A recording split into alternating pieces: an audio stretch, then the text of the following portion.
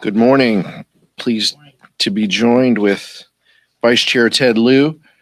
And I wanted to start out by thanking the extraordinary group of local, state, and federal first responders back in my home county, in San Bernardino County.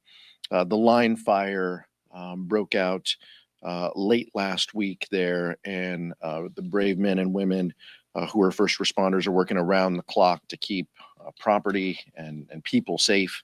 And I appreciate their work. I spent some time out with them at the Incident Command Center, at the Emergency Operations Center, as well as the local shelter, evacuation shelter that has been stood up. And I'm thinking about them as we're doing our work here. Congress is back in session, and once again, House Republicans are leading us toward a government shutdown. The so-called reasonable Republicans are nowhere to be seen as Speaker Johnson tries to jam Trump's Project 2025 agenda into government funding legislation. Extreme Republicans know that this bill has no chance of becoming law, and yet they want to force a vote that jeopardizes military readiness and veterans' health care. We've seen how this ends. The only way to pass a government funding bill is to pass it on a bipartisan basis. Even their own members admit it. The American people are sick and tired of the chaos, the dysfunction, and the extremism that they see from House Republicans and their failure to govern in a responsible way. House Democrats are ready to extend the hand of bipartisanship whenever possible, and we will push back against the continued efforts of MAGA extremism whenever necessary. Vice Chair Ted Lieu. Thank you, Chairman Aguilar. We are back from August recess, and it feels like Groundhog's Day all over again. As Chairman Aguilar has said, we are now facing yet another government shutdown. So let's just review what's been happening ever since Republicans took control of the House last year. The House has had difficulty trying to keep the lights on. We started last year facing down a threat to default on our nation's debts, which would have been catastrophic. We then had to face multiple government shutdown attempts by the Republicans who were in control. They also took out their own speaker. And now we are yet facing another threat to shut down our government. And this particular CR I find deeply offensive. I'm a veteran. There was a $12 billion shortfall in this Republican CR for veterans' health care. And I don't see how this CR passes. It's not a serious attempt to avert a government shutdown. And that's why you have a number of Republicans who have already publicly come out saying they are not going to vote for this CR. So I urge the Republican leadership to get serious, to put a serious CR on the table, and then we can do what the American people need us to do, which is to get rid of the chaos and dysfunction and make government run. I yield back. Questions? Max. One of the notable aspects of the CR is the attachment of the SAVE Act to it. Of course, 5 Democrats did vote for the SAVE Act earlier this year. Have you spoken with those 5 Democrats, and do you have a sense of what they might do when the CR comes up for a vote? Well, first, today we have a rule vote. Let's see how the rule vote goes, and if we'll have this vote. Catherine Clark is an amazing whip, and I'm sure she'll have some thoughts on where members are. We're in the process of having a lot of conversations with members on their thoughts, but all of us agree. We know how this ends. This ends in a bipartisan bill that has Democrats and Republicans on a CR. It doesn't appear that Republicans want to do that right now, and that House Republicans want to do that. They're isolated, though. They're on an island. Doesn't feel like they have much support in the Senate for their position. But we're going to keep talking to our members, and our members want to avert a government shutdown. We voted to avert a government shutdown before. We will do so again. House Republicans are the only ones that flirt with catastrophe on this side of the dome, and we expect that to continue. But it's become, as the vice chair said, it's become par for the course with Speaker Johnson, who wants to insert elements of Donald Trump's Project 2025 into this government funding bill. That's what this is about, but we shouldn't be surprised. I mean, this is the chief legal architect of the failed attempt to overturn a free and fair election in Speaker Johnson. And this is a continuation of those efforts. That's what he's proven is important to him, is to do what Donald Trump asks, and that's what he's doing this week. Vice Chair. Chad. Good morning. Thank Good you. morning. When, just to dovetail off that question, when you have Democrats from these swing districts who voted for the SAFE Act in July, the Don Davises, the Marie Glusenkamp Perez's, obviously Republicans are trying to put them in a box and say, oh, you voted here, but you didn't vote there. What does a Democrat do when they have voted for that? You say, this is different. How do they explain that to the voters? Well, look, I mean, standalone pieces of legislation are different than poison pill bills into government funding spending. I mean, look, if I'm those members, I've been a frontline member. There are significant cuts, as the vice chair mentioned, significant cuts to veterans' healthcare legislation. Significant cuts that I'm paying attention to in the disaster relief fund. That could be the account that helps fund some of the recovery and efforts for what I'm seeing in the wildfires in California. These are significant cuts that members should be aware of. Members are going to make their own decisions on where they land on these bills, but I can tell you, judging by the totality of what is in front of them, this is not a serious piece of legislation, and this is not a good piece of legislation. Do voters understand the distinguishing? We understand why this is different here, but do you think that they understand that and that they can communicate?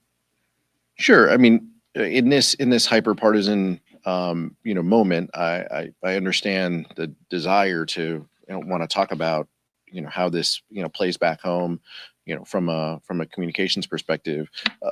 Our members are focused on how do we avert a catastrophe? How do we avoid a government shutdown?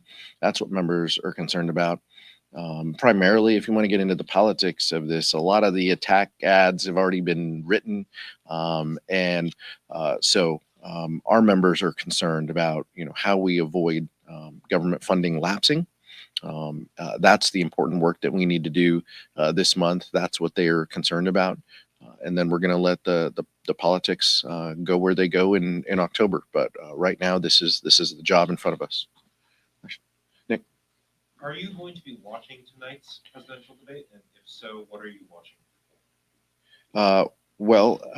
I think all of us are going to be tuning in some way, catching the highlights or catching it in real time. I will say, watching it on the East Coast is easier for us as West Coast folks. Sometimes 6 o'clock is a little too early. We're moving around, but yeah, I'll be watching it. I think I'll be watching it with the vice chair. What the American public is going to see is a stark contrast in two candidates.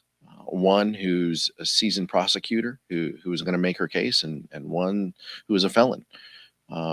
One who is going to talk about women's reproductive freedom and their access to abortion care as health care, and the other who is going to take credit for overturning Roe v. Wade.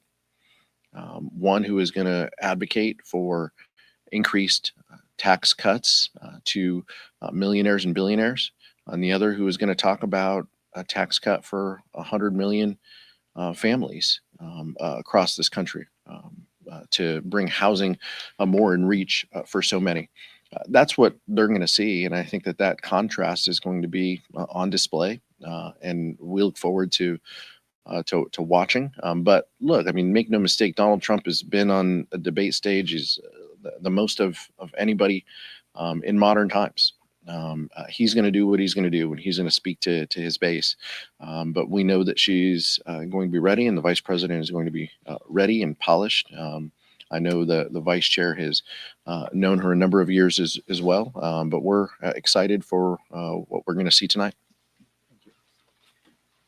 Kamala Harris has put in writing her plans for the future, such as reducing housing costs, going after corporate price gougers to reduce food prices, and protecting reproductive freedom.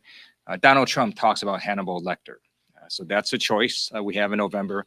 And it's not just the two presidential candidates. What we see with this CR is the Republicans try to jam through parts of the Project 2025 insane ideas into actual governmental policy. And so that's why, again, we urge that Republican leadership put a serious CR on the floor, not something that is just for messaging, and certainly not something that implements Trump's radical 2025 agenda. Questions? Michael? On a separate topic, before the break, the Senate passed 2 bipartisan pieces of child safety legislation. I think it's Online Safety Act and the Children Online Privacy Protection Act. Chuck Schumer on Sunday in a Dear Colleague letter to senators called on the House to pass the bills. He did it again on the floor yesterday. I know you all don't control the floor right now, but do Democrats support those 2 pieces of legislation that passed with big bipartisan majorities in the Senate, have huge popularity in the public domain? Do you all support those pieces of legislation, and do you think that House Republican leadership should put them on the floor? We support bipartisan bills that keep our community safe. Those particular bills are going through Energy and Commerce, and that's where they would make their way to the floor. But important reauthorizations, as well. Those are things that we feel are going to protect our communities and worthy of discussion in this era where social media is such an important part of our lives and our kids' lives. We need to do everything we can. Now, members may take issues with specific pieces of this legislation, but on balance, we need to look at what is in the legislation and what it will do to help our communities and help young people navigate the world that is in front of them, the most connected generation in our lifetime. And so we always look forward to that policy debate. And unfortunately, Speaker Johnson has put a series of bills that aren't going to become law on the House floor, and we're wasting precious time. But as we've talked about, that's part of the chaos that has been the hallmark of his tenure and of House Republicans the past session. One of the things we're hearing about the CR is that there's some who are arguing that it should be going until February or March because they feel that whoever wins the election should be the ones determining how the government gets funded until September.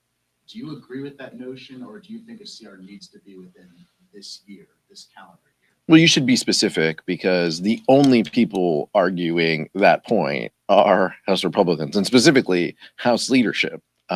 You're not hearing I haven't heard a lot of House appropriators on the Republican side lean into this. I think Chairman Cole has been very measured in his comments, but I'm not hearing a lot of folks who actually have experience appropriating say that March is where they want to be. In fact, Susan Collins has pushed back against this. So this is House Republican leadership carrying this forward.